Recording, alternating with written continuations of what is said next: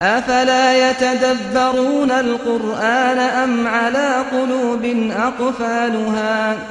भला ये लोग कुरान में गौर नहीं करते या इनके दिलों पर कुफ्र पड़े हैं। इन्नल्लज़ीना इर्तद्दू। अऊज़ु बिल्लाहि मिनश्शैतानिर रजीम, बिस्मिल्लाहिर रहमानिर रहीम।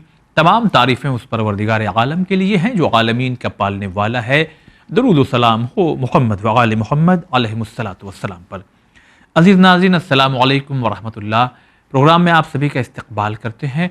ये जो हालात हैं, मौजूदा हालात, अगर उस पर तवज्जो दी जाए तो बहुत से लोगों की ये शिकायत कहीं ना कहीं आ ही जाती है कि हमारे बेटे की या हमारी बेटी की जो संगत है वो कुछ बुरे लोगों के साथ में होने की वजह से आज वो हमारे हाथ से निकल गया, या हमारा कहना नहीं मान रहा है, या बिगड़ सा गया है। कभी कभी ये बात भी बहरहाल सुनने में आ जाती है कि हमारे बच्चों के दोस्त बहुत अच्छे हैं। तो वाकई ये फ़र्क हमें मालूम कैसे हो कि अच्छे कौन हैं, बुरे कौन हैं? क्या कुरान मजीद ने भी कुछ इशारा किया? आइए, यही आज का हमारा मौजू है कि दोस्ती किससे करें, किससे ना करें, यानी बचें। मुलाकात करवाते हैं आली जनाब मौलाना गुलाम अब्बास साहब के, जो इस मौजू के मुताल्लिक तमाम सवालों के जवाबात आप तक पहुँचाएँगे। अस्सलामु अलैकुम व रहमतुल्लाह। अलैकुम अस्सलाम व रहमतुल्लाहि व बरकातुहू। सबसे पहला वही सवाल जो हमने गुफ्तगू की अपने नाज़रीन से कि कुरान मजीद की रोशनी में किस तरफ इशारा हुआ है कि इन लोगों से दोस्ती करना चाहिए, यानी कितने तरह के लोग होते हैं? अऊज़ु बिल्लाहि मिनश्शैतानिर रजीम, बिस्मिल्लाहिर रहमानिर रहीम। अलहम्दु लिअहलिही वस्सलातु अला अहलिहा अम्मा बाद फ़क़द। कुरान मजीद दोस्ती से मुताल्लिक़ क्या क्या बातें पेश करता है और कुरान की रूह से दोस्ती के क्या उसूल हैं, मोहब्बत के क्या उसूल हैं। इस सिलसिले में कुरान मजीद की आयतें पेश करने से पहले हम दुनिया के बारे में थोड़ी सी ये बात जान लेते हैं कि जिसमें बड़े बड़े एक्सपर्ट और बड़े बड़े लोग ये कह रहे हैं कि इंसानी ज़िंदगी पे जो सबसे ज़्यादा गहरा असर पड़ता है तो वो उन लोगों का असर पड़ता है जिन लोगों के साथ वो बैठता है। सबसे गहरा असर अगर किसी चीज़ का है तो वो उस चीज़ का असर है जिन लोगों के साथ वो बैठता है, और जिनके साथ उठना बैठना करता है उनके असर को कबूल करता है। यहाँ तक कि एक रिवायत में है कि जितनी जल्दी, जैसे हम कोई तेज़ धार छुरी अगर बदन पे चलाते हैं तो कितनी जल्दी असर करती है, फौर तेज़ी के साथ हमारे बदन को काट देती है, खून जारी हो जाता है। या जैसे इंजेक्शन लगाते हैं तो कितनी तेज़ी के साथ। अल्लाह के नबी ने फरमाया, लोगों की संगत या लोगों के पास बैठना तेज धार छुरी से भी ज्यादा जल्दी असर करता है। तेज धार छुरी से भी ज्यादा। अभी ये तो बात नहीं हो रही कि अच्छे या बुरे, ये बात तो बाद में आएगी। सही। आप पहले ये तय कीजिए कि आप कहाँ बैठ रहे हैं, वो तो खुद आप पे ही वाजे हो जाएगा जिनके पास, कैसे लोगों के पास आप बैठ रहे हैं। लेकिन ये पैगाम अल्लाह के नबी की इस हदीस में एक इतना बड़ा पैगाम है कि जितना नुकसान आपको तेज़ धार छुरी नहीं पहुंचा सकती, या जितना फ़ायदा तेज़ धार छुरी अगर बदन पे चली जाएगी तो फ़ायदा तो पहुंचाएगी ही नहीं, सिवाय इसके ऑपरेशन के लिए चलाई जाए या बीमारी को दूर करने के लिए चलाई जाए। तो अच्छा, अगर इस एतबार से भी ले लें तो यूँ ही सोच लें कि अगर बीमारी को साफ़ करने के लिए ऑपरेशन किया जा रहा है और बीमारी को दूर किया है, तो ये दोनों बातें इसी बात से वाज़े हो जाएगी कि जितना नुकसान या फ़ायदा आपको तेज़ धार छुरी नहीं पहुँचाती, उससे कहीं ज़्यादा फ़ायदा या नुकसान वो लोग पहुंचाते हैं जिनके पास आप बैठ रहे हैं या आपके पास जो बैठ रहे हैं। ये तो हुई सामने की बात, और ये भी लोगों का भी कहना है, मकूला भी है और रिवायत भी है कि अगर ये देखना चाहते हो कि वो कैसा है, यानी किसी के बारे में आपको ये जानना है इंसान कैसा है, अच्छा है कि बुरा है, तो हदीस में ये बात आई है कि ये देखो कि वो कैसे लोगों के पास बैठता है। अब उस सिलसिले में ये बात बयान की गई है, चूंकि लोग उन्हीं को पसंद करते हैं जो उनके मिजाज के मुताबिक होते हैं। ठीक, ये बात दो तीन बातें इसलिए आपकी खिदमत में पेश कर दी कि ताकि हमारे सामने के तजर्बात वाजे हो जाए और जो दुनिया जिस बारे में बात कर रही है वो भी एक हद तक कोई पैगाम पहुंच जाए।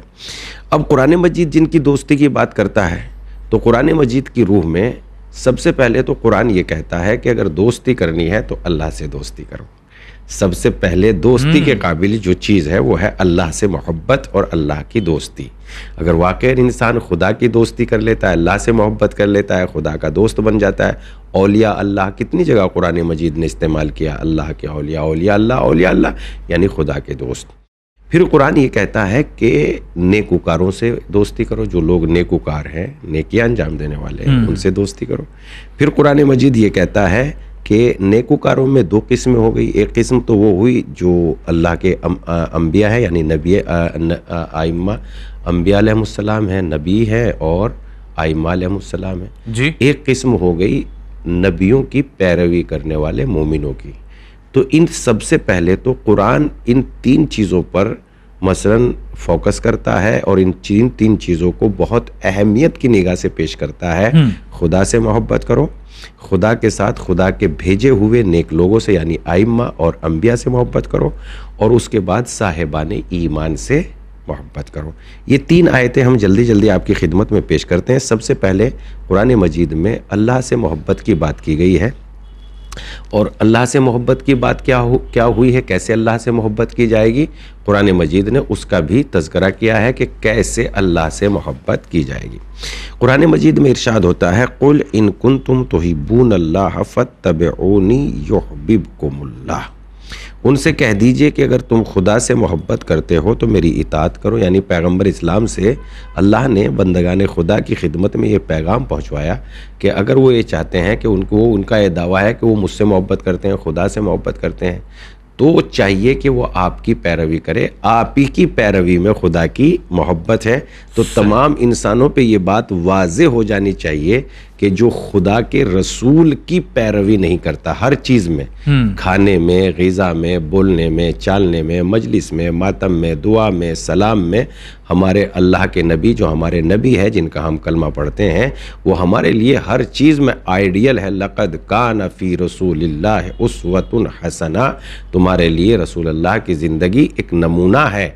तो उस नमूने के तौर पर उनकी सीरत पर हमें अमल करना है, और जैसे ही हम उनकी सीरत पे अमल करेंगे तो खुदा हमसे मोहब्बत करें। कुरान मजीद की बात है, यानी हम खुदा से मोहब्बत नहीं करेंगे बल्कि खुदा हमसे मोहब्बत करने लगे। कुरान मजीद की आयत है, कुल इन कुंतुम तुहिब्बूनल्लाह फत्तबिऊनी युहब्बिबकुमुल्लाह।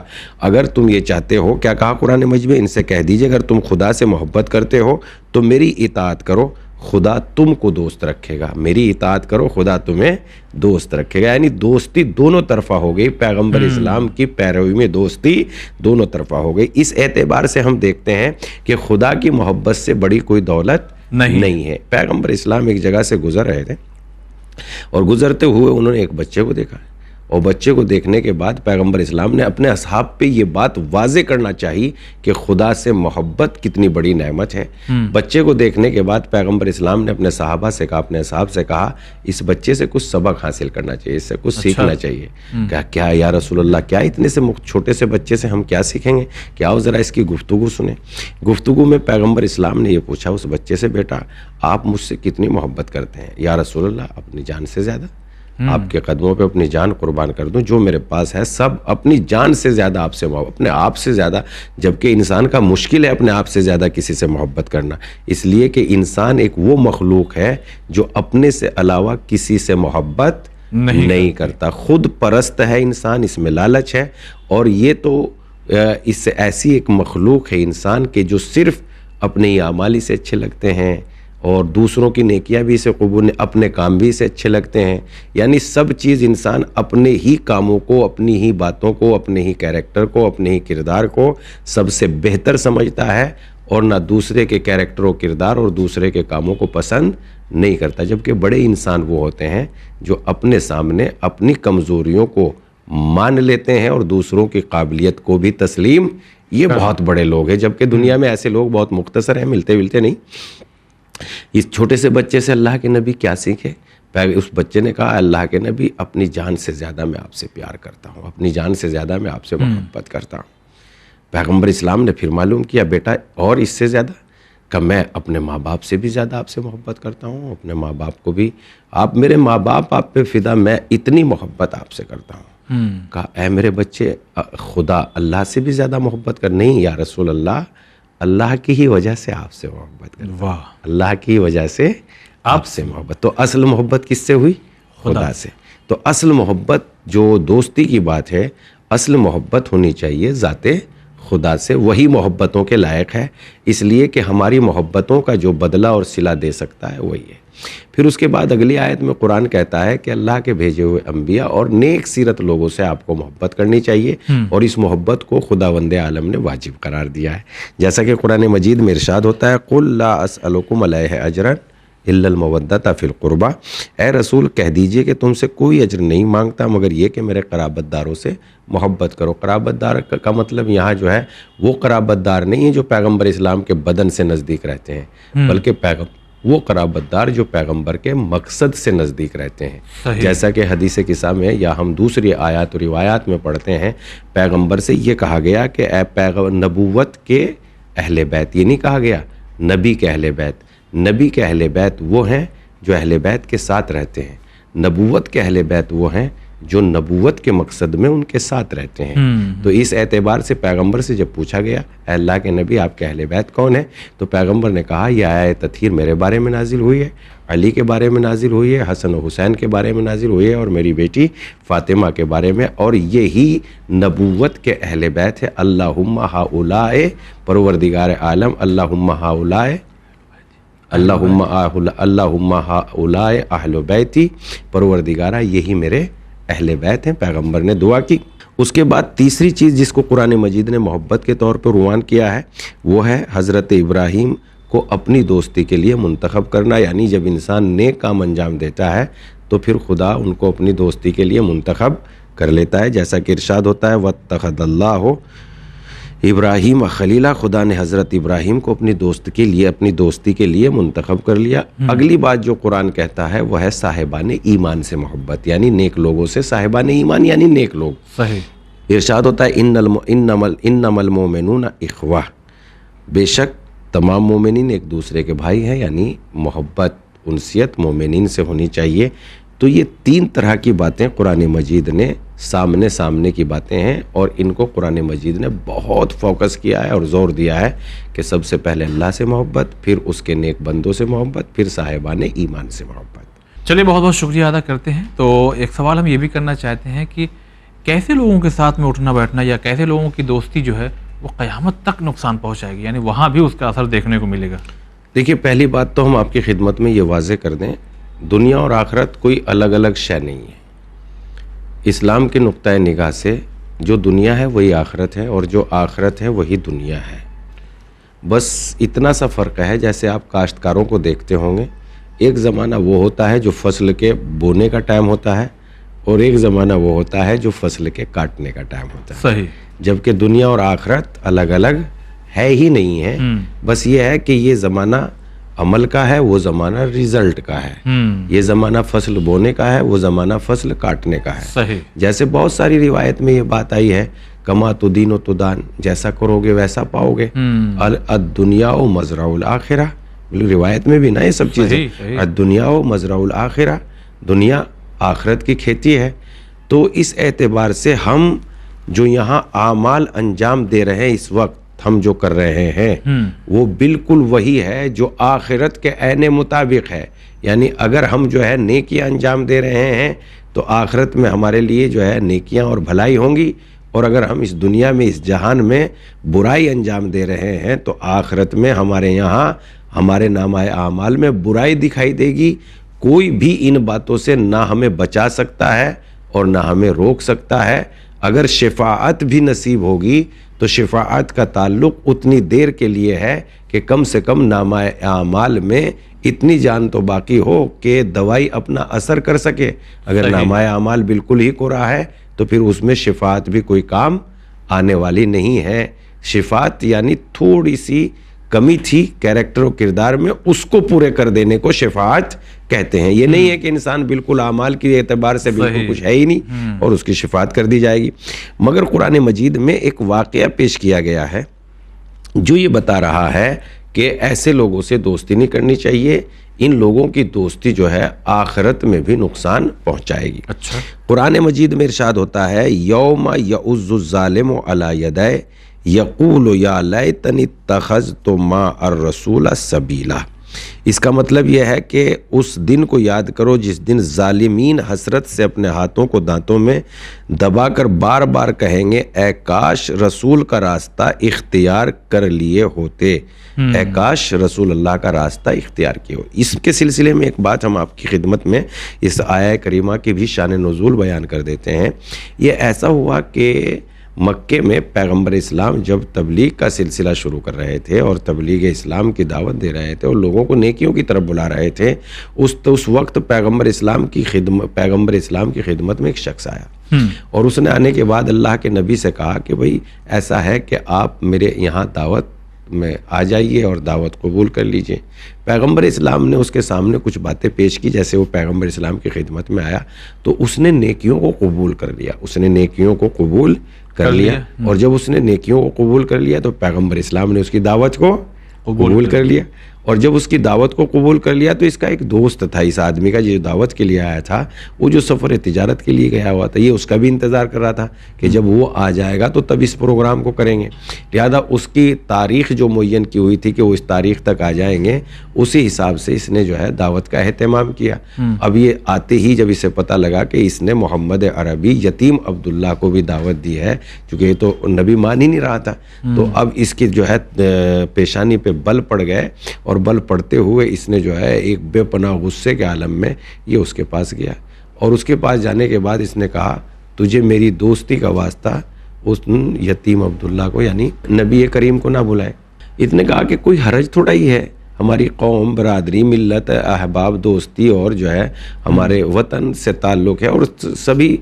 लेकिन उसने आखिर में ये कहा, जब बात बहुत आगे बढ़ गई, उसने आखिर में ये कहा कि आप जो है या तो उन्हें बुला लीजिए या आप मुझे बुला लीजिए।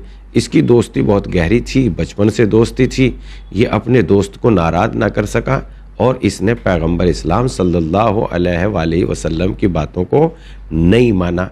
और जब इसने नहीं माना, जबकि इज़्ज़त और अज़मत और आखरत इसके दरवाजे पे मसलन जो है तस्लीम गोया इसके दरवाजे पे दस्तक दे रही थी, मगर इसने अपने दोस्ती की बात को तस्लीम करके अपने घर आई हुई इज़्ज़त को जो है नकार दिया। कुरान मजीद उसी बात को इस आया करीमा में कह रहा है, यौम यउज़्ज़ुज़्ज़ालिमु अला यदै यक़ूलु या लैतनी इत्तख़ज़्तु मअर रसूल सबीला। उस दिन को याद करो जिस दिन ज़ालिमीन हसरत से अपने हाथ को दांत में दबाकर कहेंगे ए काश रसूल का रास्ता इख्तियार कर लिया होता, वाय हो मुझ पर, काश मैंने फुला शख्स को अपना दोस्त ना बनाया होता, काश मैंने फुला शख्स को अपना दोस्त ना बनाया होता और मेरे पास आकर उसने जिक्र के बाद भी मुझे राह खुदा से गुमराह कर दिया। और शैतान तो हमेशा से इंसान को ज़लील ख्वार करता ही है। तो उन लोगों की दोस्ती से मना किया गया है जो राह नेक रास्ते से तुम्हें हटाने की ताकत रखते हो और बुरे रास्ते पर तुम्हें लाने की कुदरत रखते हैं। लिहाजा ऐसे दोस्त को कभी कबूल ना करना जो अच्छाइयों के रास्ते से हटा दे और बुराइयों के रास्ते पे तुम्हें लगा दे। चूँकि कुरान मजीद में साफ लफ्ज़ों में कहा गया है, शैतान के लुग़वी मानी अगर आप देखेंगे तो शैतान कहते ही उसको है जो इंसानियत के हुकूक को गस्ब कर ले या इंसान को फ़ायदा पहुंचाने के एतबार से जिस जगह से इंसान को फ़ायदा पहुंच रहा था उससे नुकसान में बदल दे। उसी को अरबी ग्रामर में लफ्ज़ शैतान से याद किया जाता है जो फ़ायदे को नुकसान में पहुंच के बदल दे। इसकी दलील क्या है? इसकी दलील यह है कि इस्लाम ने यह कहा आपसे कि जिधर से बर्तन का टूटा हुआ हिस्सा है उससे पानी ना पीजिए, वहाँ शैतान बैठा हुआ है। तो अगर शैतान को इतना बड़ा वजूद है तो वहाँ तो उसमें इतनी सी जगह पे आने का नहीं।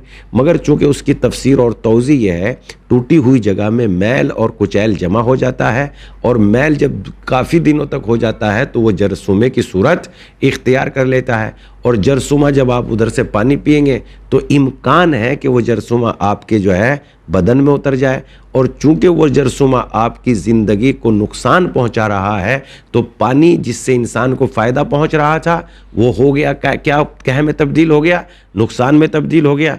तो चूंकि वहाँ शैतान इसीलिए बैठा हुआ है कि शैतान के लुग़वी ही मानी ये है जो फ़ायदे को नुकसान में बदल दे या हर नुकसान देने वाली शय को शैतान कहा जाता है। तो इस एतबार से शैतान सिफत लोगों से मोहब्बत न करना, और शैतान के सिलसिले में इंसान के बारे में भी शैतान का लफ्ज़ इस्तेमाल किया गया है। कहाँ कि गुमराह करने के बारे में शैतान का लफ्ज़, यानी गुमराह करने वाले कौन लोग हैं? युवस्विसु फी सुदूरिन्नास मिनल जिन्नति वन्नास, यानी लोगों के दिलों में जो वसवसे पैदा करते हैं वो इंसान में से भी हैं और जिन्नात में से भी। तो इस एतबार से उन लोगों से बिल्कुल दोस्ती ना करना जो आपको राह खुदा से हटा दें। चलिए, बहुत बहुत शुक्रिया अदा करते हैं। तो नाज़रीन, इस मुख्तसर से वक्त में इस मौजू पे गुफ्तगू हुई, कुरान की कुछ आयात आप तक पहुँची है। वाकई हमें ऐसा ही करना चाहिए, गलत लोगों की संगत से हम ज़्यादा से ज़्यादा बचें ताकि दुनिया में भी महफूज रहें। और ये सिलसिला चूँकि आखिरत तक जाएगा, लिहाजा आखिरत में भी अपने आप को महफूज अगर रखना है तो दुनिया में ही बुरे लोगों से दूर रहें, अच्छे लोगों से करीब जाएँ। इंशाअल्लाह फिर किसी ख़ास मौजू को लेकर के हाजिर होंगे। आज के लिए बस इतना ही। वस्सलामु अलैकुम वरहमतुल्लाह।